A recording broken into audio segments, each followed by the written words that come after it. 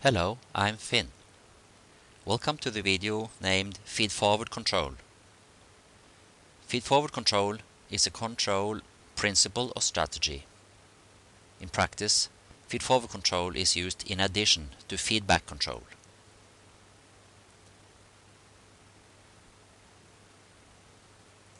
The purpose of feedforward control is to obtain faster setpoint tracking and/or faster disturbance compensation as compared to using only feedback control. In other terms, the purpose of feedforward control is to obtain better control. And this is achieved by exploiting measurements of disturbances and process knowledge in the form of a mathematical process model. In other words, better control is achieved by exploiting process information. Here is a block diagram showing how feedforward control is combined with feedback control. I assume that you have basic knowledge about feedback control, so I do not go into too many details about that, but here is the feedback control loop, and here is the PID controller. The upper part of the block diagram constitutes the feedforward controller, and the feedforward controller consists of two main parts. Here, the feedforward from setpoint, and here the feedforward from disturbance. And these two functions, the feedforward from setpoint controller and the feedforward from disturbance controller, they will be designed or must be designed from knowledge about the process, that is, from a mathematical model of the process. We will soon study a concrete example. How is feedforward control supposed to work? Let's focus on the disturbance. All processes have disturbances. For example, a load torque on a motor, ambient temperature of a tank where the temperature of the contents is to be controlled, wind acting on a ship, and so on. There are always loads or disturbances. And these disturbances give some impact on the process output variable. We can call this impact a natural coupling. Ideally, we want the disturbance to have no impact on the process output variable. Feedforward control is based on the principle of constructing a technical coupling here that counteracts the natural coupling, so that the net effect of the disturbance on the output variable is zero. To put it very simple, if there is plus here, we want this technical coupling or feedforward to provide a minus, so we end up as a zero net effect, or end up with zero net effect.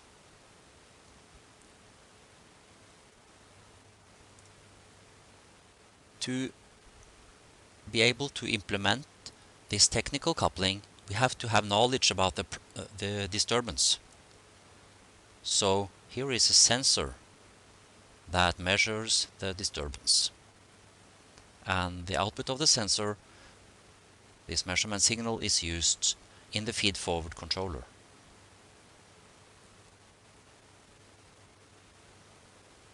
There is also a feedforward from setpoint part, and the purpose of this is to have a very quick and direct change of the control signal when there is a change of the set points. Actually, both feedforward from disturbance and feedforward from set point attempts to or tries to adjust directly the control signal so that you immediately get the correct control signal to keep the process variable equal to the set point at any point of time, any instant of time. In practice, you can never obtain zero control error for any operating conditions. And that's because you can never design a perfect feedforward controller. So there must be some control error. Here is the control error. That's the difference between the set point and the process output variable. And here's where the feedback controller comes in. Whenever there is an error different from zero, the feedback controller tries to compensate for that error or to minimize the error and bring it to zero. And in steady state, that means when all variables have constant values, the integral part of the PID controller is able to bring the error equal to zero.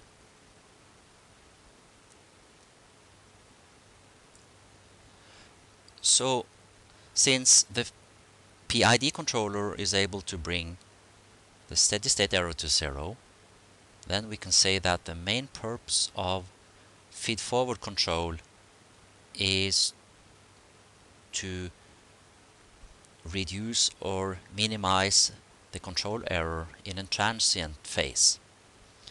That is, when the set point or disturbance are changing. How do we derive the feedforward controller? The procedure can be divided into two parts. Forget about the equations for a while, we will return to them soon. But let's focus on the main steps. Step 1 is you need a process model. And that model can be based on, as in the example we will study soon, mass balance, or in other examples, energy balance, or some motion equations. Then in step 2, solve the process model for the control variable. That means isolate it on the left-hand side of the equation and substitute the process variable by its set point. Then you have the feedforward controller. Let's look at an example. This is the front panel of a simulator that is available from the home page of the video. The example is about level control of water in this tank. There is an outflow through a pump, and this outflow constitutes the disturbance on the level control system of the tank. So the main purpose of the control system is to control the level of the water in the tank. Here is the feedback control loop based on a level transmitter, a level controller, which is a PI controller actually, and the parameters of the controller is set here. In addition to the feedback control, we have feedforward control based on feedforward from the disturbance, which is the outflow. So here is a flow transmitter measuring the disturbance and providing information about the disturbance to the feedforward controller. And also the set point is used in the feedforward controller. Here's a switch which I provided so we can try control with feedforward and without feedforward, but always there is feedback control. The control signal adjusts the speed of the pump, and that's again giving a proportional inflow. Now back to the two steps of deriving a feedforward controller. Step 1. Process modeling. In our example, we put up a mass balance, which is this differential equation. What it expresses mathematically is the rate of change of mass in the tank, which is this one, rho times A times h dot, where h dot is time derivative of level. So this is density times cross-sectional area times level, which is rate of change of mass per time. And that is equal to inflow, which is supposed to have the same numerical value as the control signal to the pump. So this is the inflow minus the outflow, F out. So this differential equation is the mass balance, or based on the mass balance of the water in the tank. And it's the process model. In step 2, we solve the process model for the control variable and substitute the process variable, that is h, by the set point of h, the level set point. And it's quite easy to do this mathematical operation. I mean, solving for the control variable. Here is the results. It's just to isolate u on the left hand side. And as you see, I've substituted hsp, the set point of the level, where we had just h, the level in the original equation.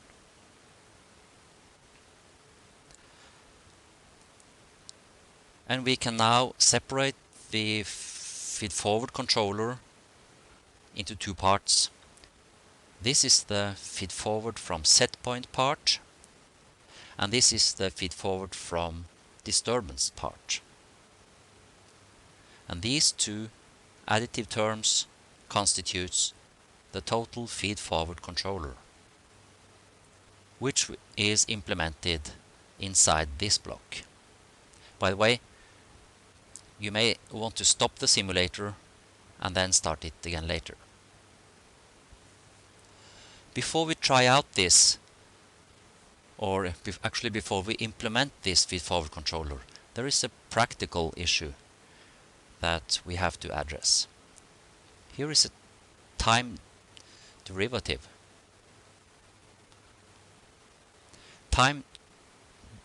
Calculating time derivatives is very sensitive to noise and abrupt changes in the variable to be differentiated.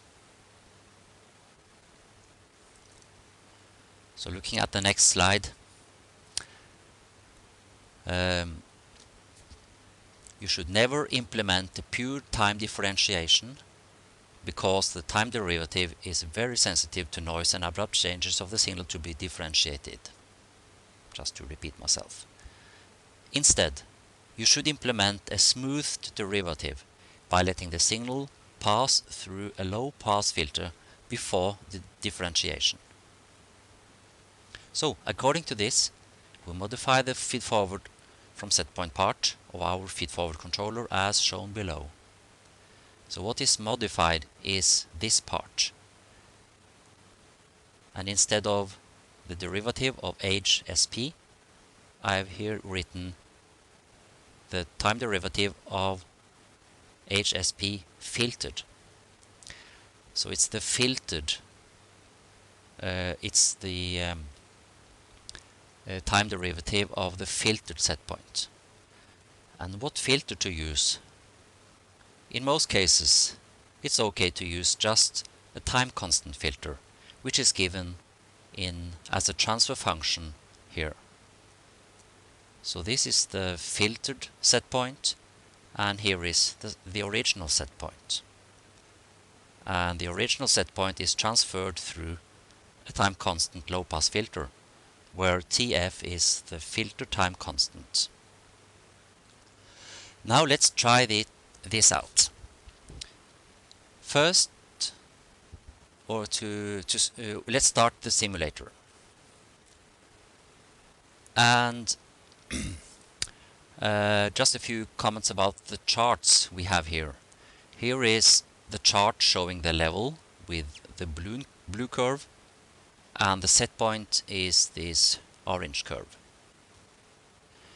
This chart shows the outflow, which we can adjust by this slider, and this constitutes the disturbance to the tank. And here is the control signal displayed. It's the inflow. First, let's try only feedback control. So, this switch is set in the no feed forward position. So we have only feedback level control. And here is the PI settings. I do not use PID, but the PI controller. By the way, the controller has to be set into reverse mode, not direct mode. Switching between or selecting between reverse and direct action mode is explained in one of the other videos.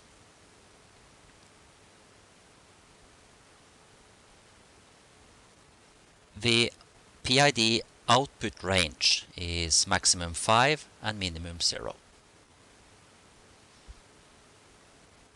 So let's try out a change of disturbance and later some change of set point. Now let's change the disturbance somewhat.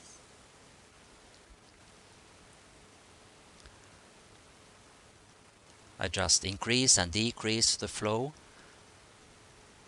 and we see that there is some response in the level, but in steady state, when you keep the outflow constant for some time, then the controller, the feedback controller, the PI controller, is able to bring the level back to the set point.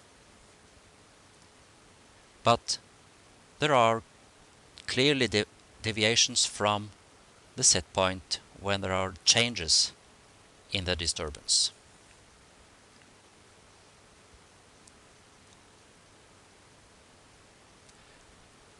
Let's now try to do some changes in the set point. Okay, we just increase the set point a little. Again, in steady state, there is no error. And let's reduce the error, the set point. There is some deviation, but in steady state, 0 error. Let's do some quicker changes.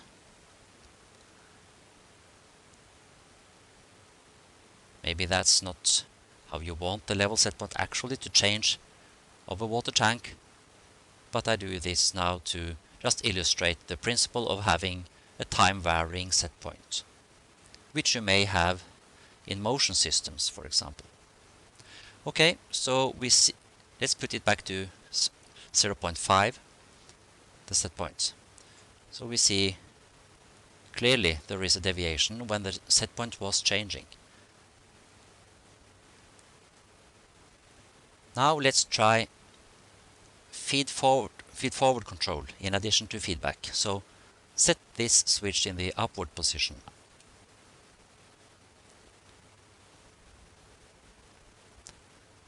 Oh, this was strange, isn't it? The level is off the set point. I have not implemented a perfect bumpless between no feed forward and with feed forward, without an with feed forward, and we see that the feedback controller, although it acts on the error, it is not able to bring the level back to the set point. This sounds strange. The explanation is that when we have feed forward in addition to feedback, it can be shown then that the feed forward control carries most of the control signal. So what is left for the feedback controller is to adjust the control signal basically around 0 and what is needed is both a positive and a negative term from the PI controller. But we have no negative term because we have limited the output of the PI controller to only have positive values. So let's try to change the minimum PID or PI controller output to -5. That helps. Now the controller is able to provide the necessary reduction, the reduction of control signal, so the level is again back at the set point. So this is an important practical issue when you combine feedback and feedforward. So remember to allow the PI controller to have both positive and negative controller output. Now let's play with the disturbance and then play with the set point. The disturbance. Okay, reducing, increasing the outflow. Look at the level. It's almost constant at any instant of time for any disturbance value. So clearly the feedforward from disturbance is very effective. Put it back to nominal value of 2. Now let's play with the set point. Can we have better control when the set point is changing as compared with feedback control only? Let's increase. Oh, this is beautiful. Look at how good the tracking is. You can look at this chart. When I change the set point, the level is almost identical to the set point. So very tight, very good control.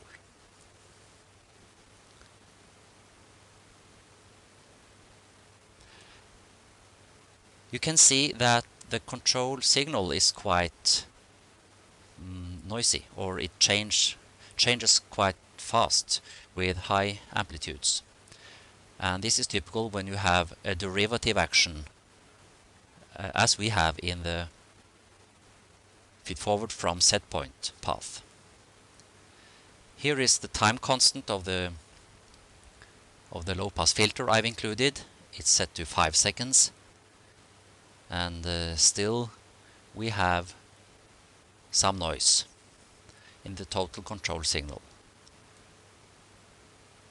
Now I will remove the filter by putting the filter time constant to 0 and do the same changes again on the set point, and now the control signal changes even more noisy, and now we get some problems about good tracking, and that can be explained by having so much noise now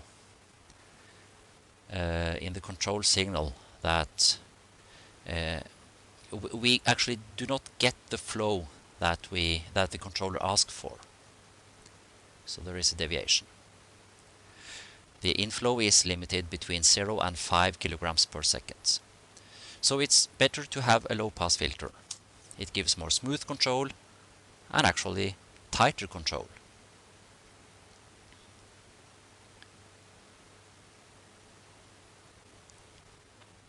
As we see.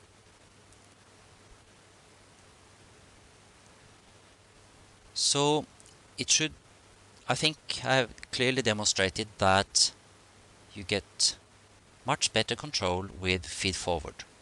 The challenge of using feedforward control is that you need process information in terms of a process model, and in many systems it's not easy to put up an accurate mathematical model.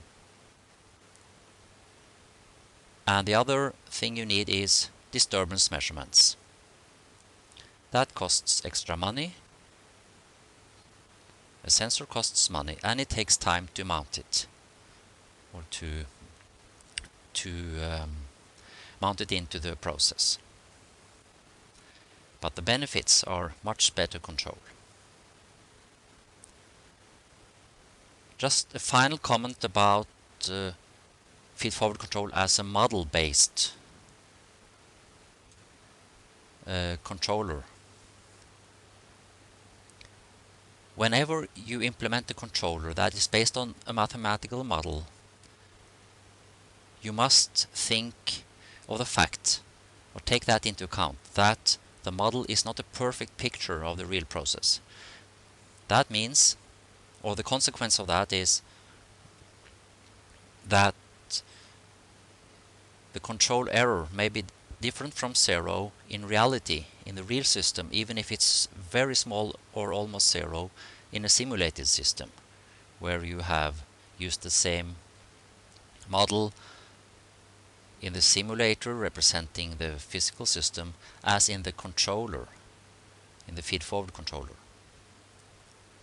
Now, how can you check, if you only have a simulator, how can you check the consequences of modeling errors? As I said, there will always be modeling errors in the real system.